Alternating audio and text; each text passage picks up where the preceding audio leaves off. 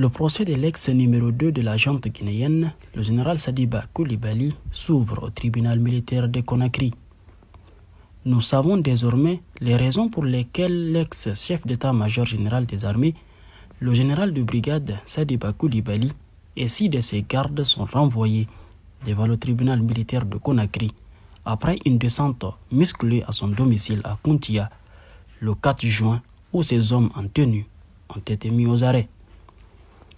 Dès l'ouverture du procès ce jeudi 13 juin 2024, le président du tribunal a rappelé aux accusés l'adjudant Nabi Bangoura, caporal-chef Aboubakar Diallo, caporal Mohamed Koumbassa, caporal-chef Abou Coulibaly, caporal-chef Souleymane Keïta et caporal-chef Ganif Kourouma qu'ils sont jugés pour détention illégale d'armes, excepté le général Sadiba Coulibaly qui est renvoyé devant ce tribunal pour des faits de détention illégale d'armes et désertion à l'étranger.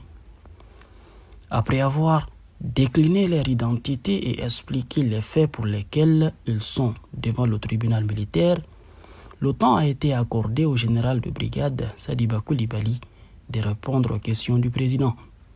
Pour commencer, le général Sadiba Coulibaly, qui refute en bloc toutes les accusations, a indiqué qu'il a quitté la Havane à Cuba, où il est chargé d'affaires à l'ambassade de Guinée, le 22 mai via Miami puis la France avant de regagner Conakry le lendemain en raison de la disponibilité des vols.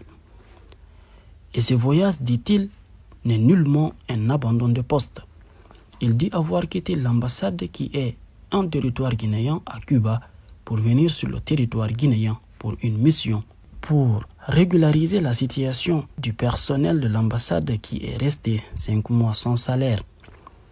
Après avoir rejeté ces accusations, le général Sadiba Coulibaly a fait savoir qu'arrivé à Conakry dans la nuit du jeudi 23 mai 2024, estimant que le calendrier du ministre des Affaires étrangères, de l'intégration africaine et des Guinéens établis à l'étranger, le docteur Maurice Sandan Kouyaté, suite à l'arrivée du président de la République du Sénégal en Guinée, il a patienté jusqu'à samedi pour lui écrire. J'ai estimé que le ministère des Affaires étrangères ne pouvait pas être disponible. Qu'à cela ne tienne, le samedi, je lui ai écrit pour lui dire « Monsieur le ministre, je suis déjà arrivé à Conakry et je souhaite vous rencontrer le plus rapidement possible et que votre agenda ne permet pas. » Il m'a souhaité la bienvenue et ses portes sont grandement ouvertes et qu'il souhaiterait me recevoir le lundi 27 mai à 9h30 au ministère des Affaires étrangères, confie-t-il. Poursuivant, le général Sadiba Coulibaly de revenir sur l'entretien qu'il a eu avec le ministre Maurice Sanda Kouyaté. Donc le lundi à 8h30, il m'a reçu dans les locaux du ministère des Affaires étrangères. Quand il m'a reçu après les salutations d'usage, je lui ai exposé les problèmes. Je lui ai demandé « Avez-vous reçu les lettres ?» Il m'a dit oui, qu'il a reçu toutes les lettres. Lui-même, il m'a demandé « Vous êtes vu avec le patron, le président de la transition, général Mamadi Doumbouya ?» Je lui ai dit non, je dois rencontrer le patron parce que j'ai des problèmes personnels à lui poser, a-t-il rappelé. Contre toute attente, poursuit-il, la soirée du mardi 4 juin 2024, c'est le même ministre des Affaires étrangères qui m'appelle. « Mon général, vous êtes où ?» Je lui ai dit que je suis à la maison. « Qui vous a dit de venir ?» C'était totalement étrange pour moi. Le temps pour moi de répondre, il dit non. Je passe le téléphone au président. Le président de la République me demande, il dit « Mon général, qui vous a dit de venir ? Est-ce que vous avez écrit avant de venir ? Vous ne savez pas qu'il y a des procédures qui doivent être suivies avant de venir ?» Je lui ai dit « Monsieur le Président, je souhaiterais vous rencontrer pour que je vous explique le problème. » De toutes les façons, j'ai dit le ministre des Affaires étrangères qui est à côté de vous est mieux placé pour vous raconter toutes les péripéties depuis mon départ jusqu'à maintenant.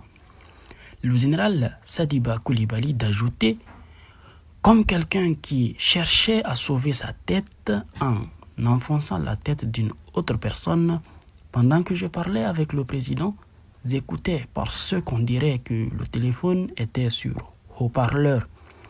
Il continuait toujours à envoyer des propos pour enflammer. Ensuite, j'ai dit à Monsieur le Président de la République, je lui ai dit à part tout ça, je ne crois pas avoir commis un crime qui puisse m'empêcher de venir en Guinée. C'est en ce moment que le président a cessé de parler avec moi.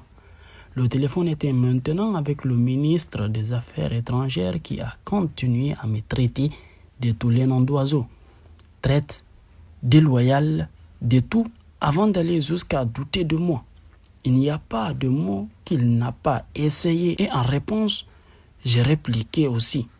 Ça s'est passé entre 16h et 17h. C'est à l'issue de ça, c'est aux environs de 19h, il y a un attachement militaire composé d'éléments des forces spéciales et de la gendarmerie est arrivé à mon domicile à Kuntia où ils ont commencé à tirer avec des armes lourdes pendant plusieurs heures, à marteler l'ex-patron de l'armée guinéenne.